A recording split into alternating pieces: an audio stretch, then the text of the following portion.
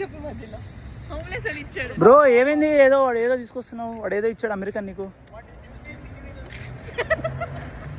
ఏం లేదు ఫ్రెండ్స్, వాడు డోర్ డాష్ చేసుకుంటాడు, door dash candidate. Indian restaurant ఏదో ఆర్డర్ వచ్చింది, ఆర్డర్ క్యాన్సిల్ అయింది. వాడు నేను తిన్నాను, మీరు తింటారా అని మాకు ఆఫర్ చేశాడు. అది ఇండియన్ ఫుడ్ అనమాట.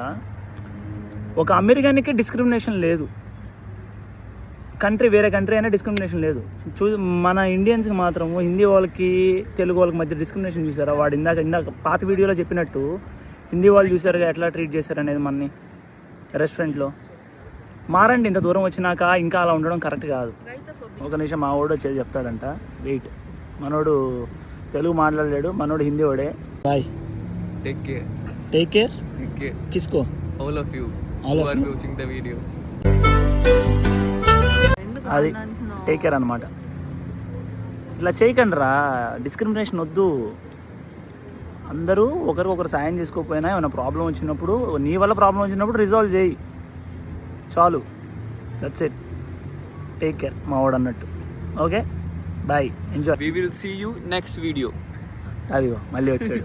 అట్లుంటుంది మనోడితో, అట్లుంటది మనతోని. క్లాప్స్ బా.